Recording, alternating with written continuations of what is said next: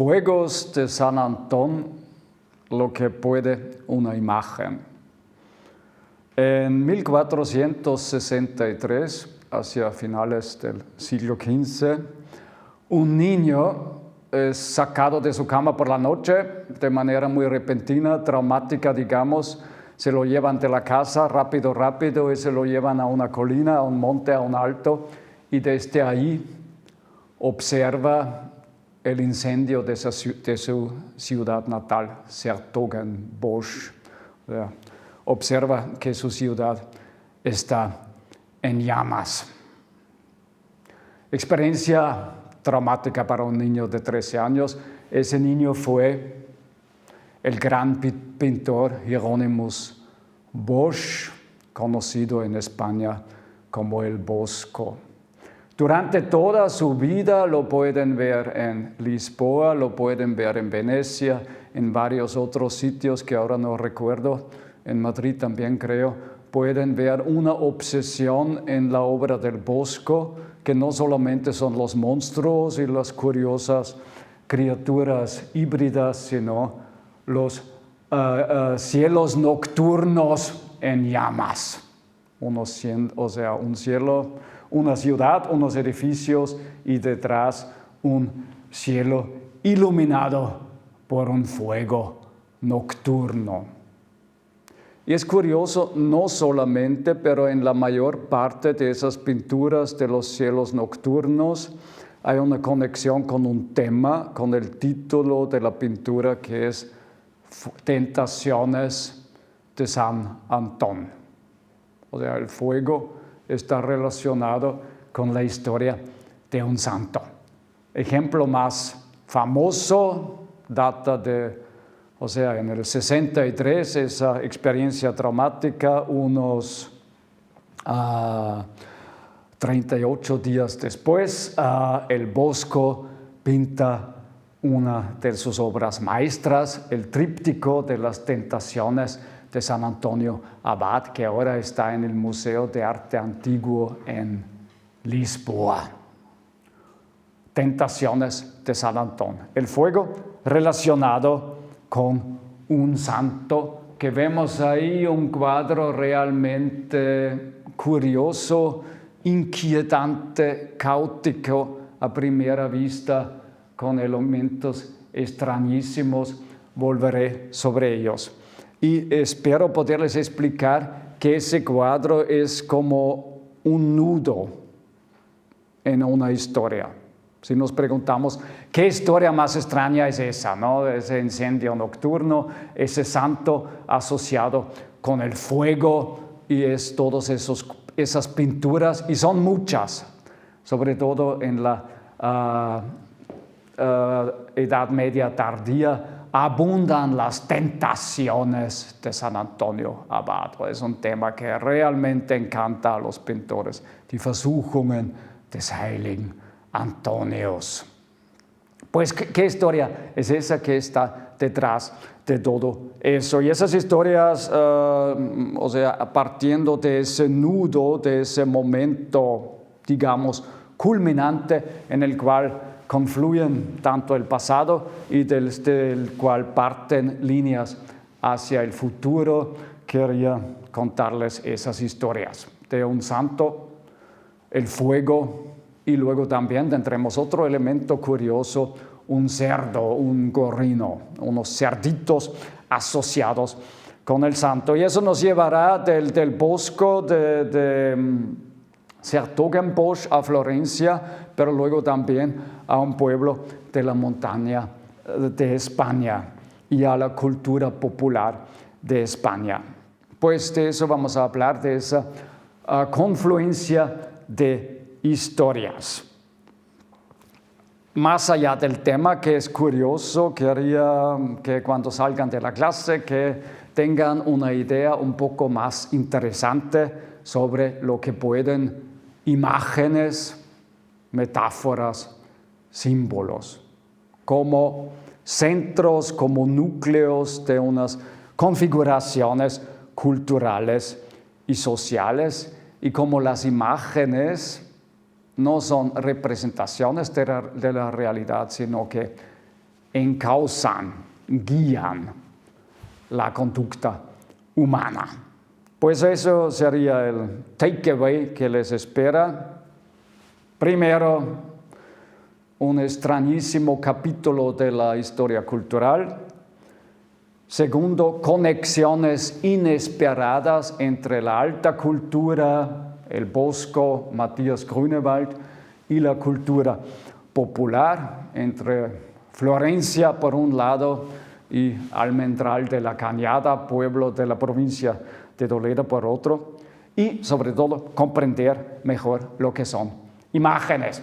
¿Quién soy yo para hablar de todo eso? Pues he dedicado algunos años de mi vida a esa historia del fuego de San Antón y de los cerdos de San Antón. Espero que no fueron años mal gastados. La historia del cerdo de San Antón, del fuego de San Antón, de los hospitales de los antonianos de España. ¿Por qué? Simplemente porque investigando el fuego en España, el cerdo de San Antón en España, me di cuenta que todavía no se había escrito esa historia. Bueno, y lo según dice Borges, no escribimos lo que deseamos escribir, sino escribimos lo que podemos escribir. Bueno, a mí me ha tocado escribir la curiosa historia de esa oscura y totalmente olvidada orden antoniana en España y de los símbolos que manejaban. Pues dos historias también en esos libros que escribí, Das Feuer des Heiligen Antonius, ¿no? Libro más teórico, libro más centrado en las metáforas, en el fuego y cómo prolifera la metáfora, y el otro libro, o sea, eso más bien de teoría de la cultura, si quieren, tal vez demasiada, y ese otro libro más histórico, más centrado en el aspecto social, también económico, médico, de agricultura, de ganadería que tiene el tema. No me digan, bueno, ¿qué es eso? Los santos no me interesan, qué aburrimiento, los santos San Antón, San Sebastián, San Roque, eso es un tema aburrido y no a la altura de nuestros tiempos, pero lo mismo podríamos hablar, o sea, en cuanto al aspecto teórico, podríamos hablar de la historia de una orden, de su santo, de los símbolos de ese santo, lo mismo podríamos hablar de una marca de automóvil, como hace Noah Yuval Harari, ¿no? Cuando explica la fuerza de ficciones, de mitos, de marcas, de símbolos, de emblemas a base del león de la marca de automóvil Peugeot. O podríamos hablar del Fútbol Club de Barcelona y sus símbolos, emblemas, colores, camisetas y cómo forman el núcleo de todo un sistema social, o de Coca-Cola, o lo que quieran, ¿no? Cualquier marca, cualquier shared fiction o shared myth, según dice Harari. Pues 3 puntos. Ese es el roadmap, ¿no? Historia de un santo y su imagen, historia de una enfermedad y una orden, ideas, conclusiones que podemos sacar sobre la fuerza de las imágenes. Pues empecemos con la orden, con la enfermedad, con el fuego de San Antón y los cerdos de San Antón. Si se fijan en esa pintura del Bosco, 1501, se darán cuenta que, bueno, es extrañísimo, que ven ahí, ¿no? Unos monstruos, los monstruos típicos del Bosco, unos edificios rarísimos, unas frutas, unas plantas, corrientes de agua, canales, puentes. En el panel izquierdo, el santo, ahí un santo, ¿no? Ahí sentado, una mujer desnuda que se baña en un río, un festín, ahí una mesa, en el fondo una ciudad, un pez que vuela con una pareja, todo rarísimo, ¿no? ese otro panel, ¿no? El santo que vuela por los aires, llevado por unos demonios, según parece. Y parece que ahí tenemos que introducir una sucesión temporal, ¿no? Ahí vuela, pero de pronto está abajo, ¿no? Y llevado por unos compañeros que se lo llevan porque parece que los malvados demonios le dejaron caer al suelo, donde quedó como muerto. Entonces es llevado por sus compañeros. Ahí al fondo ven esa extraña figura, ese paisaje antropomorfo, ¿no? Que está ahí como un hombre ahí sobre gatas, sobre pies, y ahí, pero al mismo tiempo es una casa, ¿no? Pues por la bandera, por la señal, eso parece que representa un burdel, representación por un burdel, por las señales, por los signos que hay ahí, por los símbolos, pero un burdel antropomórfico. Pero si uno se fija, se da cuenta que sí que hay unas recurrencias, hay unos motivos que recurren. Fíjense, por ejemplo, en ese cortejo ahí en el fondo, esos edificios que están ardiendo, están en llamas, de cerdos, cerdunos, como se diría, cerdescos, cerdunos. Ven ahí un cortejo extrañísimo que se dirige hacia el centro del cuadro, y ahí hay uno que tiene como una cabeza de cerdo, ¿no? Esos llevan un cerdo en un palo, atado a un palo, llevan un cerdo, unas patas de cerdo, ¿no? O sea, varios elementos que remiten a cerdos, al mundo de los cerdos, a la ganancia, a ese animal doméstico tan importante para la economía, de toda Europa medieval y la temprana edad moderna. El fuego y el cerdo en el Bosco, 1501. Ahora les voy a contar cómo yo comotí por primera vez con esa extraña historia, pues fue por los años 1996 cuando hice trabajo de campo en el Almendral de la Cañada, provincia de Toledo, Sierra de San Vicente. Ya hablamos de ello, ¿no? De mis entrevistas con la gente ahí y las cosas que me contaron de sus tradiciones, de sus costumbres, de sus rituales. Y una cosa que me contaron, creo ya la primera noche estaba ahí charlando con un anciano, un hombre anciano ahí, y me habló del cerdo de San Antón.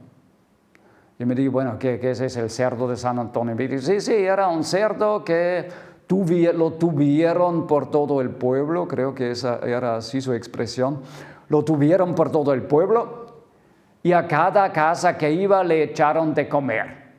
O sea, un cerdo realmente un poco como las vacas sagradas de la India, ¿no? Un cerdo que tenía total libertad, o le concedieron mucha libertad de movimiento, a diferencia de otros cerdos, no en sus corrales, en sus establos encerrados, pues ese cerdo podía correr por el pueblo, por donde le diera la gana, incluso en cada casa que iba le dieron de comer, porque que el cerdo de San Antón se presentara en la puerta de tu casa se consideraba una gracia, una bendición, una señal de la buena voluntad que te tiene el santo.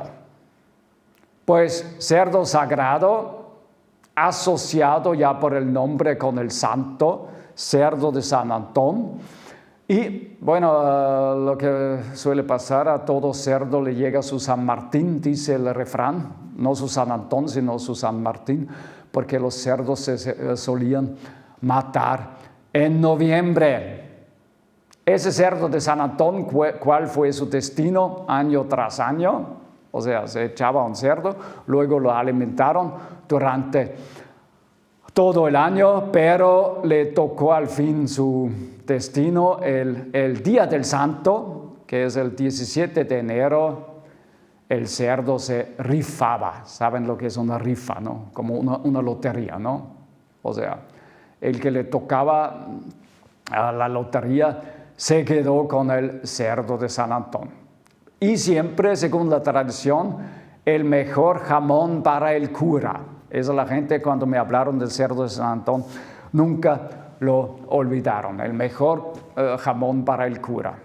Y también la anécdota siguiente, que siempre les hacía muchísima gracia a la gente contándomela, que un año le tocó el cerdo de San Antón a un cabo de la Guardia Civil. Y ya saben, la gente de los pueblos tenía una relación un tanto problemática con los cabos de la Guardia Civil, ¿no? Que, conocidos a veces por su brutalidad, por sus abusos, pues pero también formaban parte de las comunidades y participaban en los días festivos, en los rituales. Pues le toca el cerdo de San Antón a un cabo de la Guardia Civil. Viene el cura, el párroco, y le dice, bueno, pero el jamón es para mí, esa es costumbre. Y le contestó el cabo, esa costumbre a partir de hoy queda suprimida. O sea, no respetó los ancianos derechos de la iglesia y quería quedarse todo el cerdo para sí. Eso Almendral 1996, por ahí, cuando empezó a investigar, a hacer trabajo de campo para mi tesis doctoral. Bueno, y me empezó a interesar el tema, miré el diccionario de la historia de la iglesia, ¿qué es eso? Cerdo, el diccionario de las supersticiones, o sea, empecé a revisar enciclopedias, consultar enciclopedias. Bueno, y me di cuenta, no, eso es el cerdo de San Antón, eso no es cosa de pueblo, del mundo rural, una costumbre rural, ¿no? Claro, ahí los cerdos, y claro, entonces el santo protege a los cerdos y le tienen mucha veneración al cerdo. Pues no, y eso fue una de mis sorpresas en ese camino de investigación. Los cerdos de San Antón también corrían por las grandes y prósperas ciudades de la Edad Media. Por ejemplo, Florencia, cerdos de San Antón; Siena, cerdos de San Antón; Nápoles, cerdos de San Antón; Salamanca, Toledo, París. O sea, cuando uno, incluso Dante, Petrarca, se quejan de los cerdos y lo enfadosos que son esos cerdos, y el ruido que hacen por la calle, cómo van escarbando la tierra. Y bueno, realmente ya en el siglo XIV y XV hubo voces en contra de esos cerdos urbanos, pero bueno, que tenían, pero no se podía hacer nada. ¿Por qué? Porque esos cerdos estaban protegidos bajo la protección no solo del santo, sino de una orden que se fundó. Y es curioso, ahí viajamos del Almendral de la Cañada al sureste de Francia, al Delfinado, Saint-Antoine de Vienne, o sea, un sitio que pueden visitar en el Delfinado, Saint-Antoine, San Antón. Y pues ahí pasó una cosa, como en tantos lugares de la Edad Media, en el siglo XI, 1070 por ahí llegan por casualidad histórica las supuestas reliquias del santo. Porque ya me van a decir, bueno, os vas a decir de una vez quién es ese San Antón, San Antonio Abad o San Antonio Ermitaño. Pues no es ese San Antonio de Padua que todos conocen, que está en muchas iglesias barrocas austriacas, que es el santo joven con el niño, ¿no? Y a veces con un lirio. Ese es San Antonio de Padua, uno de los seguidores de San Francisco, sino San Antonio Abad, San Antonio el Viejo, San Antonio Ermitaño, día de fiesta 17 de enero, que es mucho más antiguo, pues él vivió en Egipto en el siglo III y siglo IV después de Cristo. Una de esas biografías de santo de la antigüedad típica, ¿no? Es hijo de buena familia, pero luego siente esa vocación por renunciar al mundo, por los placeres, las cosas superficiales del mundo y se retira al desierto, o sea, se convierte en ermitaño. Antes casa a la hermana y da todas sus riquezas, las da a los pobres, se retira al desierto y ahí vive una vida ejemplar de ascesis, de ayuno, de comer poco, rezar mucho, sobre todo de noche, y luego también adquiere fama de obrar milagros, como esos santos ejemplares que cuando se deciden a renunciar del mundo y a vivir una vida ejemplar. Pero ¿qué es lo que pasa? ¿Ustedes alguna vez han hecho un retiro espiritual en un monte, lo que hoy se llama detox, sin móviles, sin televisión, sin música? Encontrarme a mí mismo, ¿no? ¿Nunca lo han hecho? Pues, ¿qué les pasa a esos ermitaños, a esos que se retiran a los montes a encontrarse a sí mismo y abandonar todos los estímulos del mundo, ¿no? Música, coche, baile, teatro, imágenes, publicidad, todo lo que tenemos en la ciudad? Empieza una segunda lucha mucho más feroz todavía, la lucha contra las imágenes interiores, la lucha contra la imaginación. Entonces, eso es también parte de la historia del santo, ¿no? Esas tentaciones en el desierto, ¿no? ¿Qué es el desierto? El desierto es un sitio libre de estímulos externos, ¿no? Ahí no hay eso, no hay cine, no hay publicidad, no hay teatro, no hay fiestas, no hay, yo qué sé, todo lo que había en el mundo del Egipto de entonces. Pero despierta el mundo de las fantasías, de las imágenes interiores. Y esos, combinado con el ayuno, con esa vida ascética que lleva, pueden cobrar gran fuerza. Entonces, San Antonio Abad está condenado a luchar contra esas tentaciones a las cuales le somete el demonio. Lo típico, o luego se convierte en la gran tradición de las tentaciones de San Antón, ¿no? Unos monstruos. Pero el diablo también es listo, es astuto, no se limita a ser monstruos, sino también las tentaciones de la carne, del sexo, del deseo sexual, ¿no? Unas mujeres desnudas que le tientan, que le incitan a tener comercio carnal con ellas. Bueno, y San Antonio Abad se convierte en gran santo por resistir, someterse y resistir a esas tentaciones.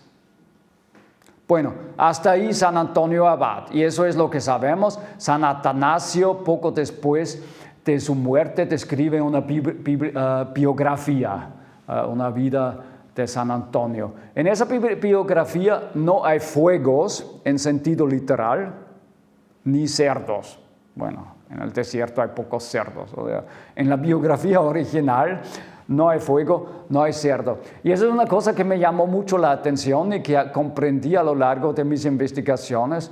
Mira qué curioso, ese santo que encontramos en las fuentes primarias, poco tiene que ver con ese santo que luego se venera todavía en un pueblo de España por 1950-60, asociado con el cerdo. Y tampoco tiene mucho que ver con ese terrible santo del siglo XIV o XV, que conoce muy bien el Bosco y su mundo de monstruosidades y de visiones infernales, porque, bueno, eso quedaría por debatir, porque claro, una cosa es hablar del fuego en sentido literal y otra cosa es hablar del fuego en sentido metafórico,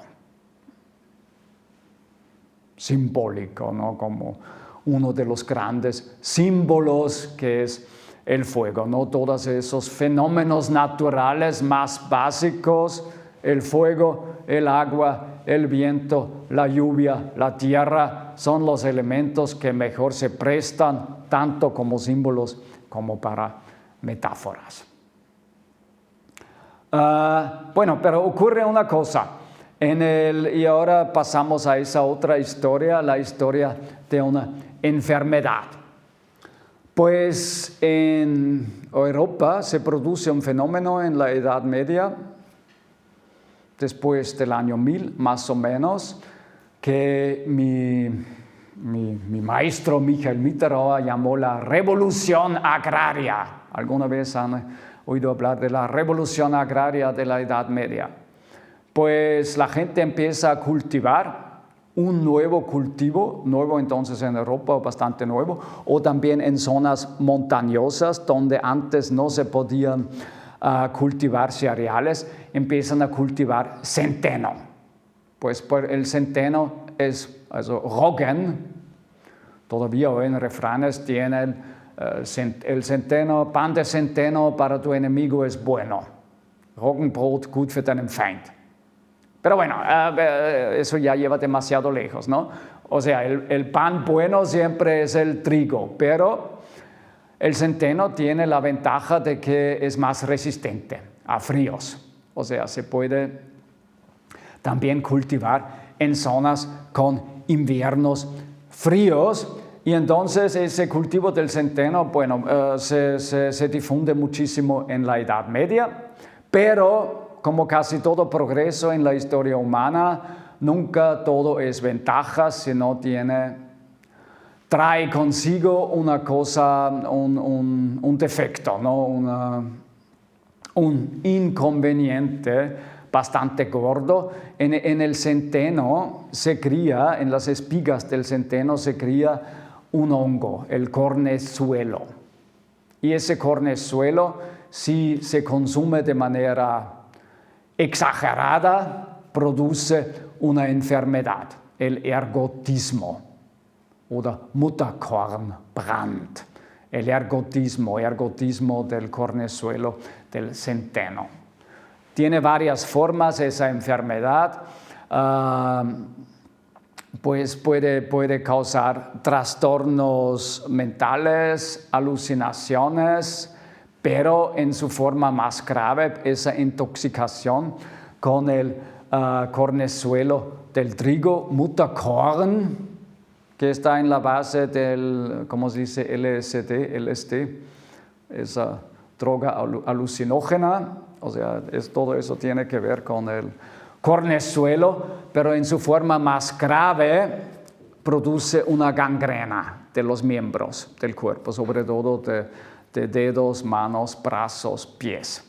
O sea, una enfermedad horrible acompañado con inflamación, gangrena y en su forma más grave, pérdida de los miembros,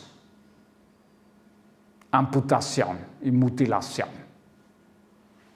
Ven ahí en el cuadro del Bosco, ven ahí ese personaje mutilado que le falta una pierna, que anda como sobre una especie de muletilla ahí.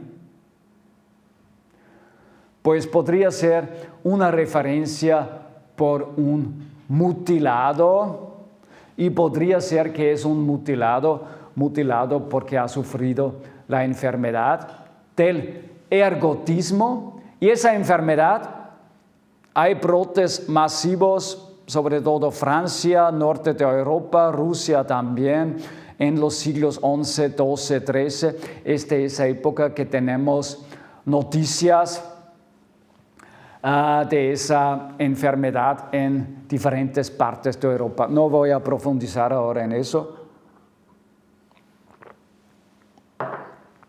Y como perro flaco todo es pulgas, la gente no era tonta, no, la gente conocía el cornezuelo. Entonces normalmente no solían consumir ese centeno contaminado. Entonces cuando se consume, cuando hay escasez, cuando las cosechas son malas, cuando no tienen otro remedio que comer ese centeno contaminado, y hay esas epidemias del ergotismo, de la cual parece que sí que moría bastante gente y otros quedaron mutilados por toda su vida.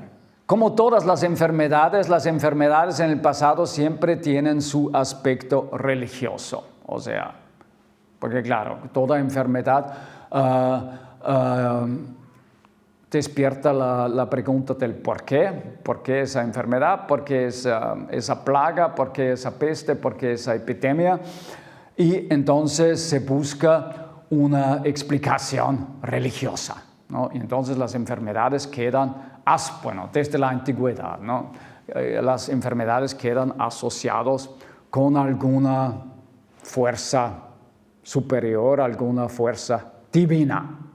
Y en el caso del ergotismo queda asociado primero también con la Virgen María, no voy a entrar en ello, luego con San Marcial en Francia, pero luego el gran santo del ergotismo será San Antonio Abad. Y cambia el nombre de la enfermedad, entonces se convierte en fuego de San Antonio, Antonius Feuer. O sea, el ergotismo, esas inflamaciones, esas gangrenas, de ahí una vez asociado el santo con ese mal, el nombre cambia en fuego de San Antón. Y San Antón se convierte en protector en contra de esa enfermedad. Y lo vamos a ver después también en el Señor, que tiene el poder de castigar con la enfermedad para los cuales no le rinden la debida veneración y el debido culto. Ya dijimos que en el siglo XI llegan las reliquias de Constantinopla por un peregrino, llegan las reliquias o las supuestas reliquias de San Antonio Abad, llegan al sureste de Francia, a Saint-Antoine, y ese lugar luego el topónimo cambia y se conocerá por Saint-Antoine. Y ahí en Saint-Antoine se fundirá una orden, la orden hospitalaria de los canónicos de San Antonio Abad.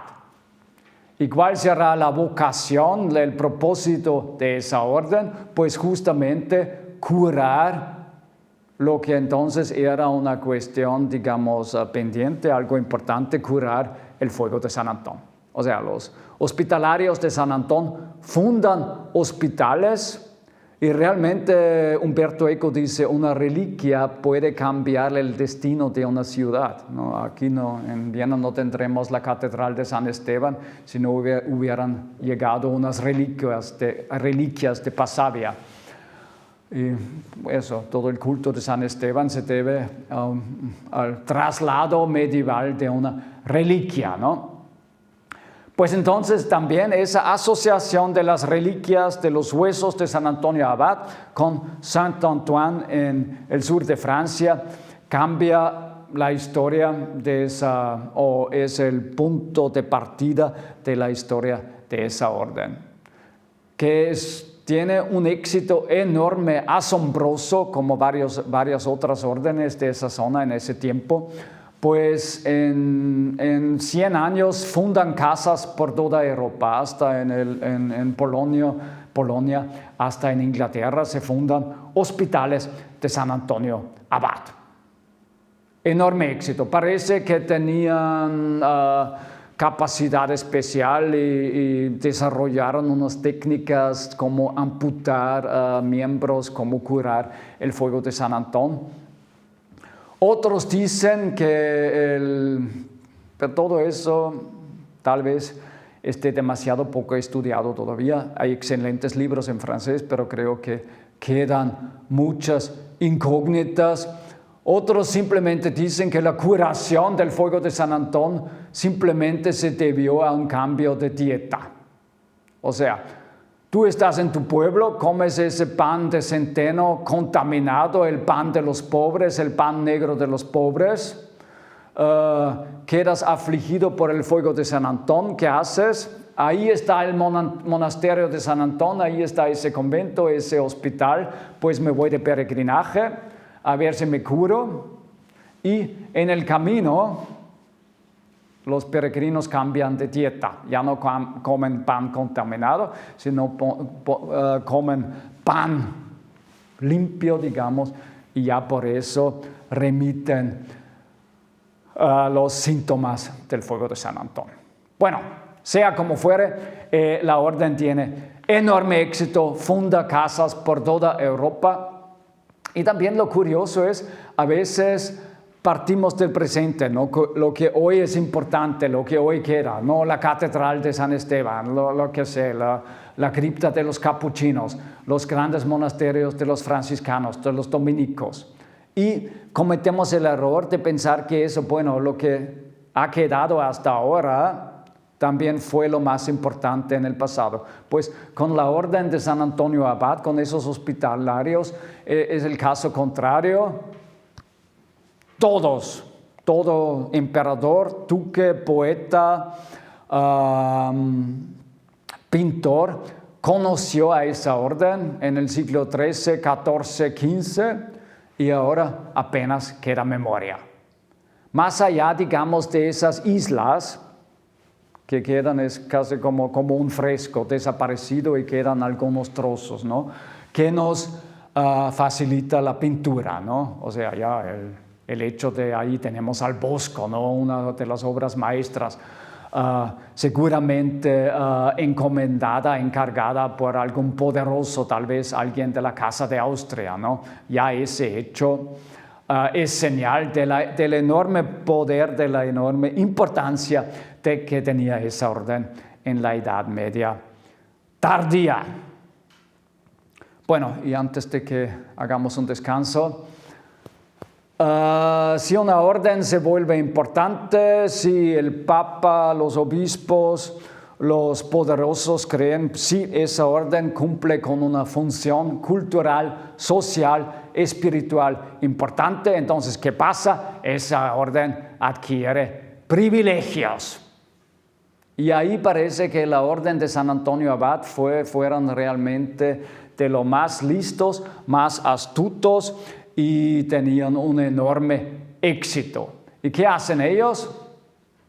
Nada más que monopolizar la imagen del santo y de sus imágenes. ¿Y cómo funciona eso? Pues mediante unos privilegios, sobre todo en el siglo XIV, y privilegios dados por los papas de Aviñón, cuando el papado pasa al sur de Francia, Aviñón, siglo XIV, comienzos del XV. Entonces, el Papa dice, Bonifacio VIII, Clemente V, solo esa orden tiene derecho a erigir santuarios en nombre del santo, solo esa orden tiene derecho a usar esas imágenes, solo esa orden tiene derecho, el privilegio de pedir limosna en nombre del santo. Igual era la limosna por la cual esa orden se hizo famosa, pues por los cerdos.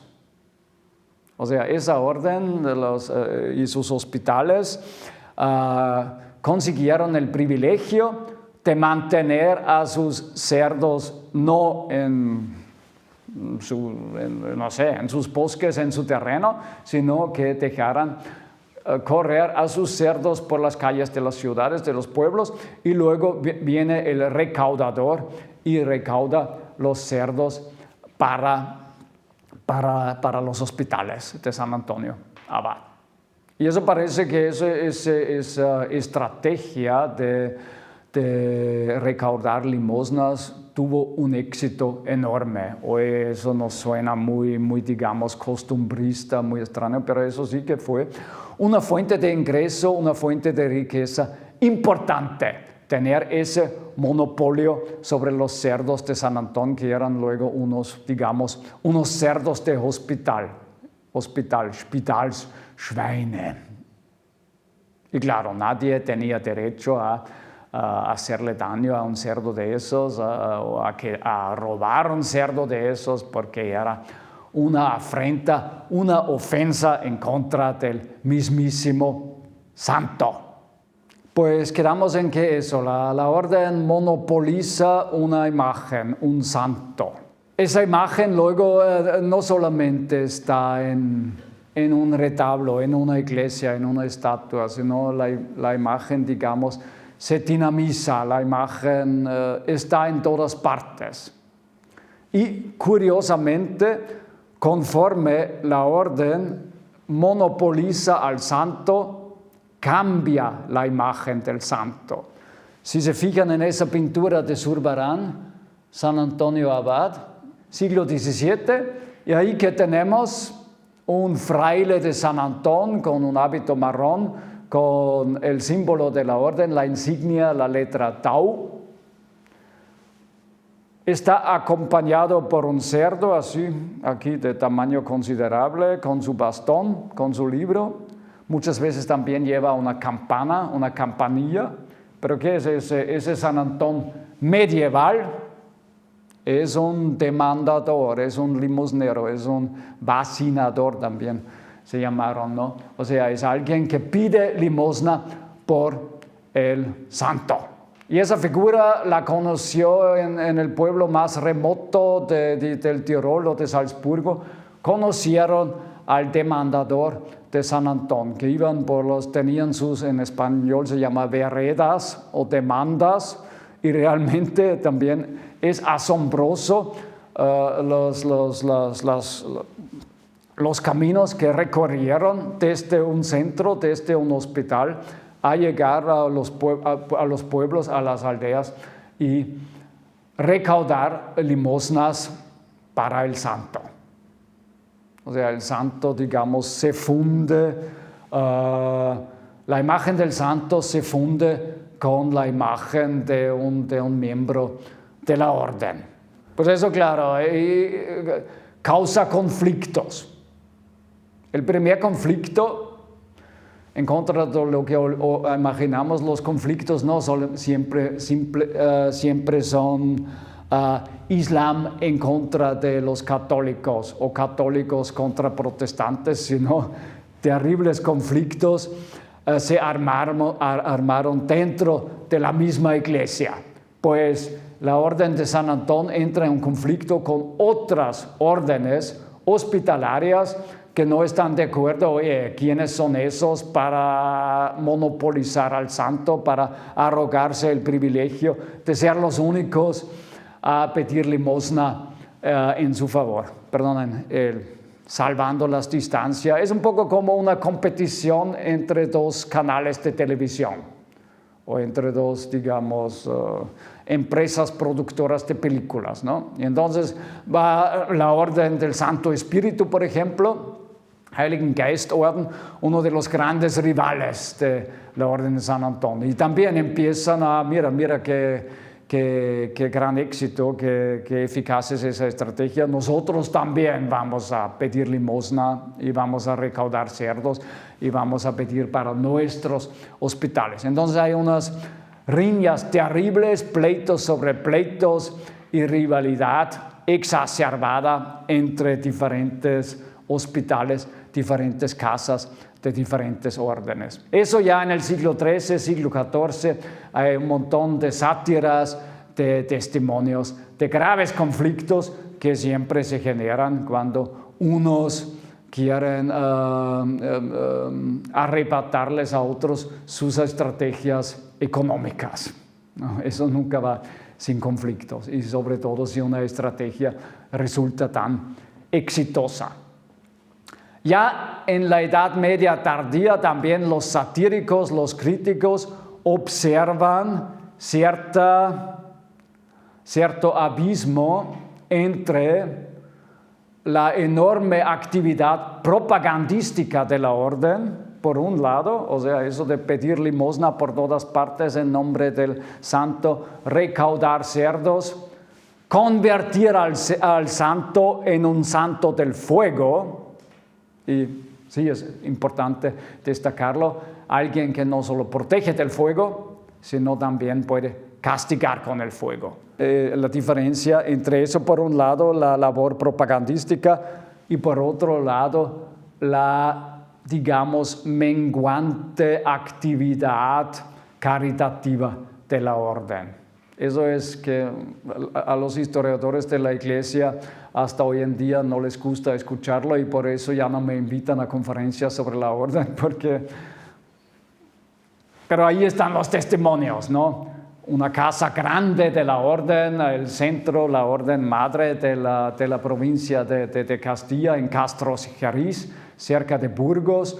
Y por mucho que busquemos en los testimonios, en los archivos, apenas hay noticia de enfermos que ahí se cuidaran, ¿no? Y luego o va a una visitación y dice, bueno, hay que poner por lo menos 6 camas para enfermos. Pero en ese momento en que va a una visitación, o sea, un control por parte de la Iglesia, parece que hay largos periodos que siguen recaudando limosnas, pero sin notable labor caritativa y atención a enfermos. Otra cosa curiosa, y también ahí discrepo con lo que sigue poniéndose ayer, estaba revisando algunas páginas web, las órdenes, la orden antoniana en España, y siguen con la misma letanía de siempre, la orden atendiendo a enfermos del ergotismo en el Camino de Santiago. Y por eso se fundaron casas en Castro-Xeriz, en Olite, en varios lugares a lo largo del Camino de Santiago, a Santiago de Compostela. Pero siempre con eso, que ahí estaban los hospitales porque ahí se atendieron a enfermos y a peregrinos enfermos. No tenemos noticias. Y tampoco tenemos noticias sobre grandes brotes de ergotismo en España. En Francia sí, en Alemania sí, en Polonia, Rusia también, pero en España simplemente creo por el clima o las características del centeno ahí, yo no he encontrado y realmente he buscado, no he encontrado ninguna noticia sobre un gran brote masivo de ergotismo en España. O sea, lo del Mutterkornbrand en España es un mito. Ahora me van a preguntar, bueno, entonces, ¿cómo van a tener tanto éxito en España, ¿no? Fundando ahí también hospitales, si ahí no hubo razón de ser para ellos, si ahí faltaba la razón por la cual, según parece, en un principio se fundó la orden. Pues, ¿qué es lo que hacen? Y también es muy listo, muy astuto. Reinventan la enfermedad. O sea, el fuego de San Antón, y claro, eso vale para muchas enfermedades que no tienen, en el pasado no hubo el diagnóstico que tenemos hoy en día. Simplemente el término fuego de San Antón se convierte en un término paraguas que engloba todo tipo de enfermedades inflamatorias o gangrenosas. O también cuando alguien quedó lesionado en la guerra, en una batalla. Recibió una herida y había que amputarle una pierna o un brazo.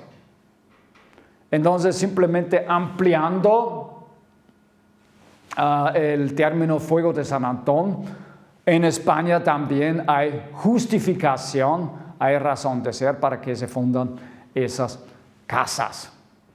Pero insisto o importa decir que el término hospital en su acepción medieval no siempre o necesariamente significa hospital donde se curan enfermos, sino hospital también es un lugar donde se atienden peregrinos. Y eso sí que parece que tanto en Olite, en Navarra, como en Castrojeriz, cerca de Burgos, fue una función que también desempeñaba la orden. Pero que esos peregrinos fueran afligidos por el fuego de San Antón es ridículo. Bueno, tal vez no ridículo, pero bueno, si tú ya, bueno, tal vez una forma leve, pero repito, no tenemos noticias de brotes masivos de ergotismo en España. Les desafío a traerme un testimonio. Pero cuando yo lo investigué en los 90 del milenio pasado o comienzos de los 2000, todavía sin las herramientas y los fondos digitales que hay hoy. Bueno, si alguien me trae una noticia del estado reciente de la cuestión, brote masivo de ergotismo España, en el tiempo en que se fundaron los hospitales antonianos de España, es decir, siglo XIV, siglo XV, se cubrirá de gloria y de laureles. Sí que se ataca la orden, ya se ataca durante la Edad Media. Hay mucha sátira, esos son unos embusteros, eso es un gran fraude, esos no hacen lo que pretenden hacer. Y realmente es curioso, por ejemplo, si se fijan en una de las obras maestras del temprano siglo XVI también, más o menos hasta el mismo tiempo del Bosco, 1512 a 1516, el retablo de Isenheim, de Matthias Grünewald, una de las obras maestras de la Edad Media tardía, Renacimiento temprano, ahí por encargo de un hospital de San Antón en Isenheim, el gran maestro Grünewald pinta un retablo para el hospital con esa famosa representación de las tentaciones de San Antón. Y ahí en el rincón izquierdo abajo, ¿no? Se ve a alguien, ha corrido mucha tinta, ¿qué enfermedad tiene ese pobre enfermo que ahí se representa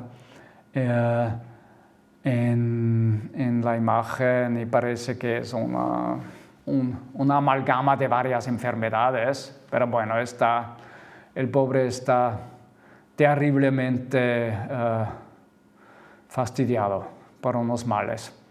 Y ven lo interesante, él forma parte de la imagen, pero también participa en las visiones del santo, ¿no?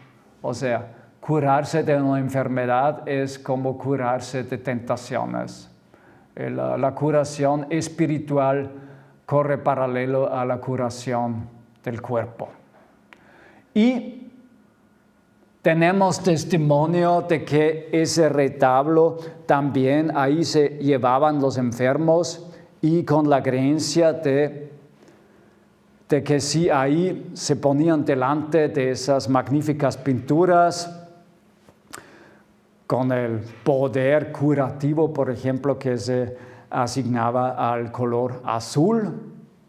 Hay unos libros muy interesantes sobre el tema. Entonces eso ayudaba en el proceso de la curación de la enfermedad.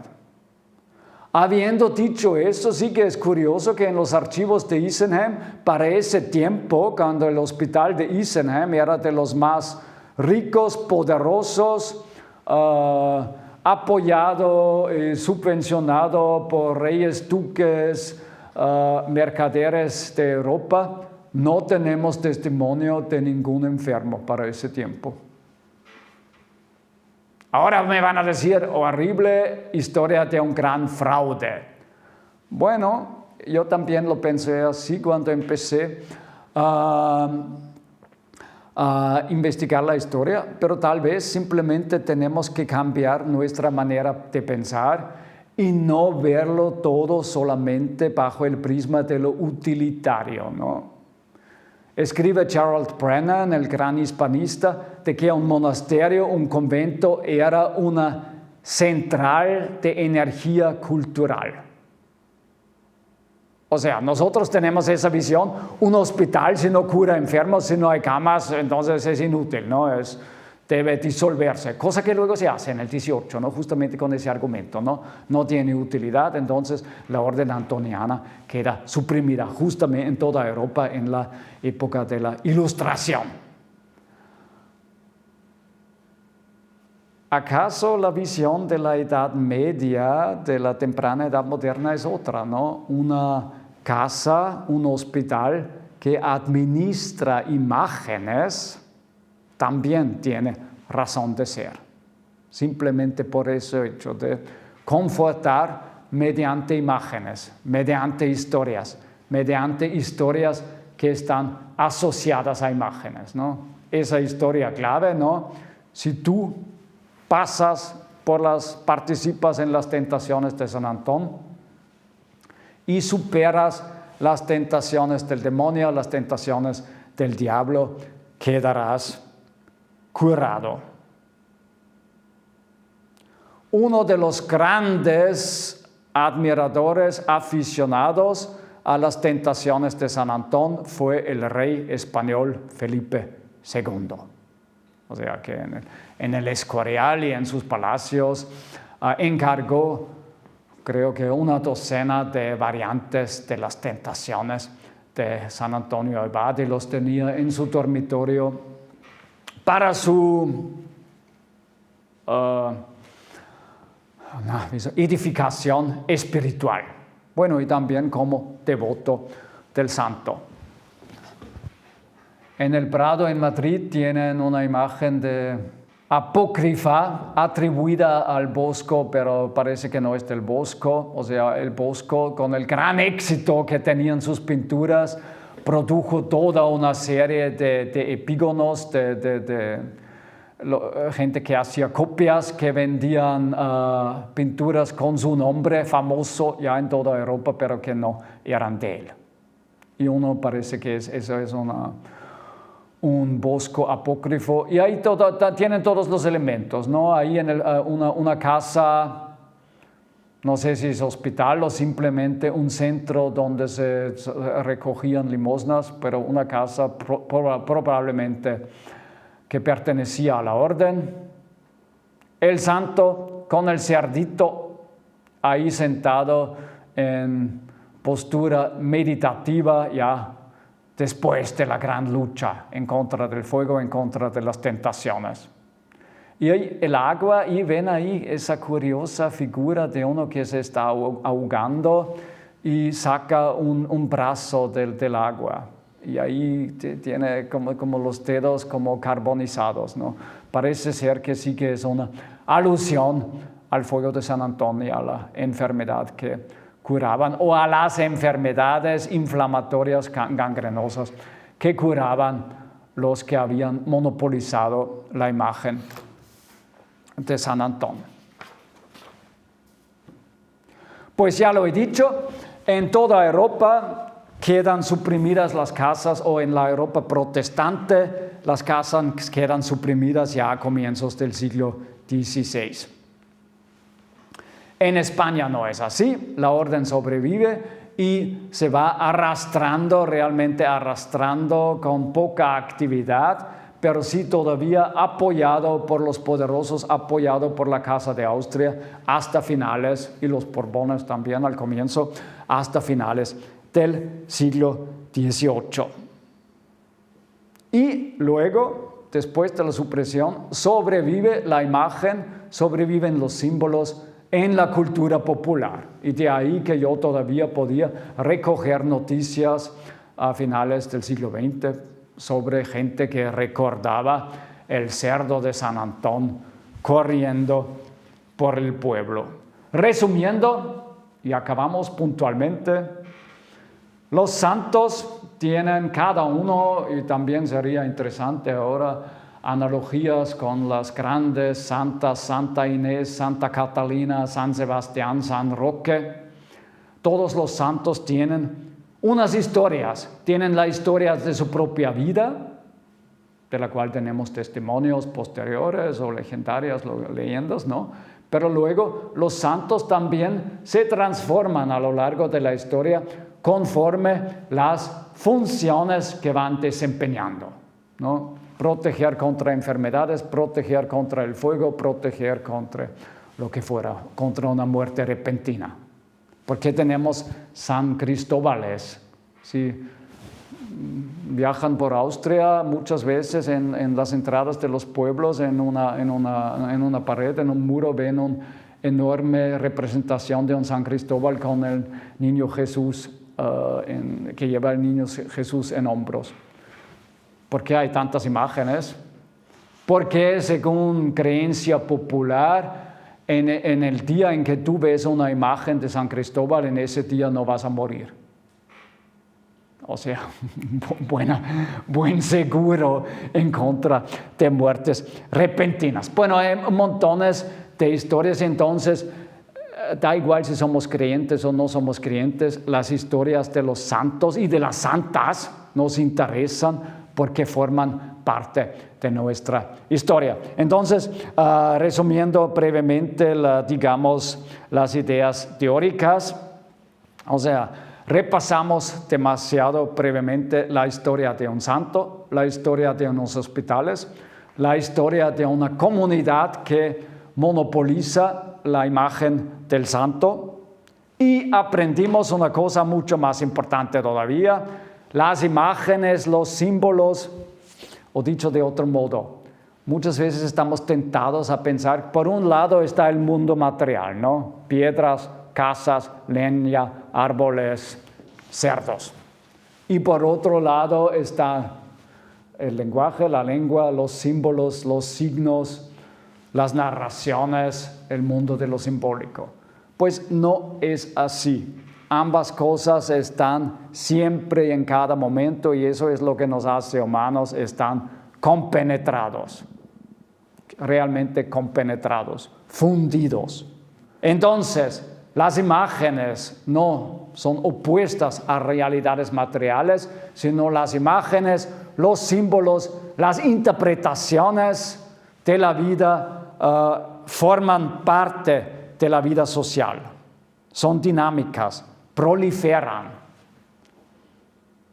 El fuego de la tentación se convierte en fuego de la enfermedad y luego se convierte en un fuego de el fuego de tu casa, con el cual te puede castigar el santo si no le das una limosna, ¿no? O sea, proliferan en todas. Una metáfora genera metáforas secundarias, sobre todo si tenemos una imagen central tan poderosa como lo es el fuego. Luego, en la cultura barroca también hay poesías en España que lo convierten en el fuego de San Antón. En última instancia es el fuego del amor divino. El cerdo, aprendimos, no, en principio simplemente remite a esos cerdos que recogía la orden. Pero luego, ¿por qué tiene tanto éxito la imagen? Porque es una magnífica antítesis, un magnífico contraste, ¿no? Un santo ermitaño flaco que no come, que eso se autocastiga en el desierto, y por otro lado el cerdito gordito que crece durante el año y se alimenta en un pueblo y crece, es símbolo de prosperidad, de los placeres carnales. Pues entonces imágenes guían acciones humanas, ¿no? Eso, ver el cerdo y, es el cerdo. No es un cerdo, es el cerdo de San Antón. Hay que darle de comer, porque si no le das de comer, no sigues al guión prescrito por la escritura, por la cultura. Imágenes están en el centro de configuraciones culturales, ya sea el símbolo de Coca-Cola, el símbolo de Mercedes, el emblema de un partido político, una bandera roja o el símbolo, una camiseta del Fútbol Club de Barcelona. Dicho de otro modo, cultura es el fondo de imágenes y de historias de las cuales disponemos. O formamos parte de una cultura porque compartimos símbolos, compartimos historias. Un penúltimo pensamiento. La cultura católica de España tiene una relación muy extraña con las imágenes, ¿no? Porque las imágenes, todas esas imágenes, toda esa parafernalia de cerdos, de fuegos, de símbolos, de tentaciones, todo ese caos en el bosco, son del mundo, son malos, es pecado. Pero se usan, contrariamente a lo que hace el protestantismo, o también el islam, el judaísmo, ¿no? Las imágenes, todo ese teatro de imágenes, en última instancia debe conducir a Dios. O sea, es una curiosa paradoja, las imágenes están para superar las imágenes. Participamos en las tentaciones del santo, pero, y ahí sí que hay un mensaje, creo que de cierta profundidad. Ven ahí en el centro del bosco, el centro de todo ese caos, de todo ese absurdo teatro de locos que es el mundo, hay un santuario, una capilla con un Cristo crucificado y el santo bendiciendo delante del Cristo. O sea, Él ha superado las locuras del mundo, las tentaciones de las imágenes, se ha retirado a la oscuridad, a ese espacio, para decirlo con San Juan de la Cruz, de la noche oscura, que es la verdadera visión de Dios. O donde se puede dar la verdadera visión de Dios. Bueno, gracias.